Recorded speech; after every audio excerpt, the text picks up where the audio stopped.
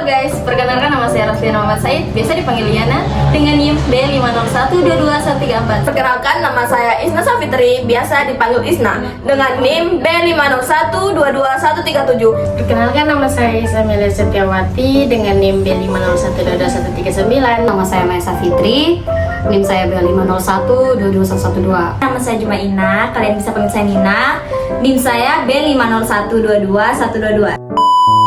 Bagaimana tingkat interaksi sosial di desa dibandingkan dengan di kota? Saya sendiri ya.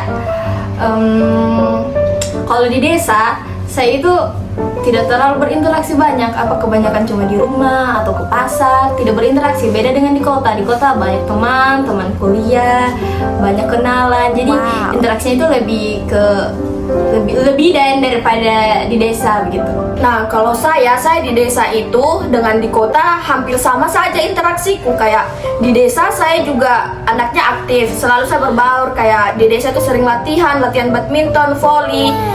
Saya juga sering interaksi, mamaku menjual, sama tetangga saya juga saling sapa. Begitupun juga dengan di kota. Saya juga di kota, saya saya masuk organisasi. Terus saya juga punya teman-temanku yang kalau kumpul kita super aktif dan Kalau bicara interaksi sosial tuh, kalau saya di desa aktif, kayak saya bukan yang pendiam-pendiam sekali, tapi bukan juga yang rusuh sekali. Kayak ada orang saya tegur balik. Seorangnya bisa dibilang kayak yang ramah lah, termasuk salah satu remaja yang ramah di desa. Dan kalau untuk di kota itu tuh ada sih beberapa saya kayak yang pendiam. Contohnya di kosku. Sekarang tuh saya tidak terlalu baku tahu dengan teman-teman di kosku, tapi beda dengan teman-temanku yang ada di jurusan, teman-temanku di kelas. Saya aktif sekali orangnya. Sebagai suku etnis lokal, bagaimana tanggapan Anda terhadap teman pendatang yang berbeda suku? Kalau menurutku sih tidak bagaimana sih, cuman kadang kaget saja dengar dorong punya logat dan kayak ada tekanan kata-katanya begitu. Sedangkan kalau di Palu itu kan kayak los-los aja tuh, kayak yuk bayar begitu dan saja. Kalau saya sih senang sama mereka yang datang dari daerah lain, dan kayak Isna dari Pasangkayu, ada Riana dari Morowali, Maya juga dari Morowali. Itu kayak suka dan sama bahasa-bahasanya mereka kayak unik saja. Baru itu pertama kali dengar, apalagi logat Pasangkayu itu kayak 11-12 sama logatnya Bugis, ada miminya. Itu kayak saya juga belajar bahasanya mereka. Itu saya suka sekali sama begitu. Sebagai pendatang baru, bagaimana perasaan Anda saat berkomunikasi dengan suku etnis lokal? Bagaimana ya? Saya ke Palu, terus saya ketemu dengan orang-orang Palu di sini. Apalagi temanku ada orang Palu juga di sini. Bagaimana bahasanya Ites? Bahasa apa yang Nabaya itu saya tidak mengerti. Bahasa suku Kaili itu tidak saya mengerti. Terus logatnya itu kayak asing sekali saya dengar. Itu saja. Begini, kalau dari saya toh, kayak kan saya orang Pasangkayu, saya juga memiliki logat sendiri. Nah, pas saya sampai di Palu, saya kayak terheran begini, logatnya beda ya, ada Nabaya, ada Eranga, terus kayak komunikasinya kita tuh kayak tak halang dan saya tidak mengerti bahasanya mereka. Jadi saya di kota ini jadi berinteraksi, kayak saya mempelajari bahasanya mereka, begitu. Kalau berkomunikasi dengan suku etnis lokal tuh tidak terlalu banyak sih. Maksudnya tidak terlalu banyak keresahan atau apapun, karena menurutku biasa saja, karena kebanyakan saya berinteraksi dengan temanku tuh pakai bahasa Indonesia. Dan kebetulan kalau suku lokal etnis kan Kaili. Nah, salah satu dari orang tua aku itu tempat yang aku suku Kaili juga, jadi agak terbiasa lah sedikit. Cuman ada beberapa yang bikin saya tidak terlalu terbiasa itu dengan logat kayak Nabaya kau, kayak begitunya. Dan Sebagai suku etnis lokal,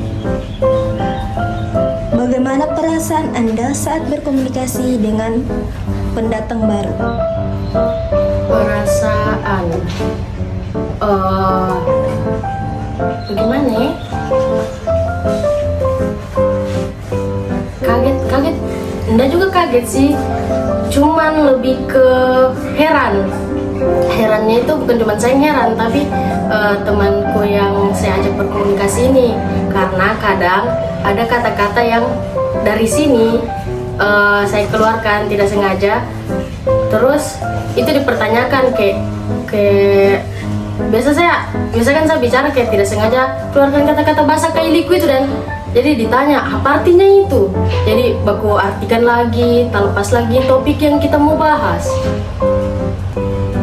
Kalau perasaanku tuh kayak happy, senang, karena saya juga bisa belajar sama dorang kayak bahasa-bahasanya mereka begitu, tentang kayak bahasanya Isna kan 11-12 dengan logatnya Bugis, kayak ada miminya begitu, logat Pasangkayu kan.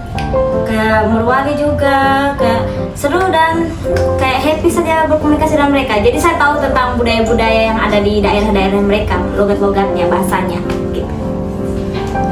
Ada tidak keresahan Anda selama berkomunikasi dengan teman yang berbeda suku? Keresahanku itu takutnya ketika saya bicara orang itu tidak mengerti, kayak apa ya, kayak bahasaku tuh, saya kan dari desa, ya kan di sini di kota, jadi kan bahasanya orang desa di sana itu kan biasa ada bahasa daerah sendiri yang kita gunakan sehari-hari. Nah saya seperti itu, takutnya ketika saya bicara orang-orang temanku orang Palu tidak mengerti, itu saja keresahannya. Tentunya ada pasti toh, karena kayak kan saya dari Pasangkayu ada logatku, terus kalau bicara misalnya saya sesama orang Pasangkayu terus kumpul juga saya sama orang Palu toh, keluar logatku, terus ini temanku yang orang Palu tidak mengerti, begitupun juga temanku kalau misalnya dia tiba-tiba keluar bahasa daerahnya kayak bahasa Kailinya keluar toh tidak saya mengerti di situ, itu mungkin tingkat keresahanku di situ. Keresahan dengan teman yang berbeda suku, saya rasa ini jadi kebanyakan hal yang dirasakan sesama kita, apalagi kayak pendatang datang di wilayah baru yang dimana suku etnisnya itu memiliki budaya yang berbeda dengan kita, suku yang berbeda, apalagi bahasa. Keresahan itu kayak kebanyakan orang, kita berbicara, kayak saya berbicara, tiba-tiba tuh saya pakai bahasa sukuku sendiri, sedang temanku punya suku yang berbeda juga, jadi kayak aku tanya, hah maksudmu yang kayak begitu-begitu. Dan Ada tidak kesan Anda selama berkomunikasi dengan teman yang berbeda suku?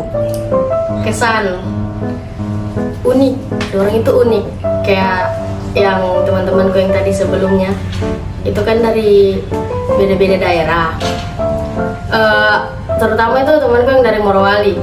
Saya first impressionku pertama dengar dorang bicara itu kayak gimana, lucu, dorang punya logat sendiri yang saya tidak bisa mengerti apa itu, tapi sebenarnya saya tahu artinya, karena itu bisa dibilang kayak bahasa Indonesia juga, cuman agak balogan. Intinya dorang lucu, unik. Semua daerah itu punya keunikan masing-masing, guys. Kesannya itu kayak, oh saya mengerti, dan kalau di luar Palu itu ada suku-suku begini, bahasa-bahasa yang unik-unik begini. Kayak saya tuh aslinya nolep, jadi saya tuh kayak jarang berkomunikasi dengan orang-orang dari luar daerah begitu, dan saya tuh biasa berkomunikasi dengan sesama teman sekota Palu. Jadi kayak, wah gitu, begitu guys. Cuman susahnya itu kalau mereka itu biasa, kalau kayak Liana dengan Maya itu biasa itu mereka bergosip menggunakan bahasa Morowali, itu susah sekali dimengerti. Begitu. Oke teman-teman, jadi kesimpulannya itu adalah kita sebagai mahasiswa ilmu komunikasi itu harus banyak juga bergaul, membangun relasi dengan teman-teman yang berbeda daerahnya, dan itu juga menguntungkan bagi kita juga bisa belajar bahasa-bahasa baru dari selain bahasa yang kita pakai sehari-hari seperti itu. Oke, sampai jumpa di video selanjutnya. See you. Tapi bohong. Bye bye. Ini video terakhir. Bye bye.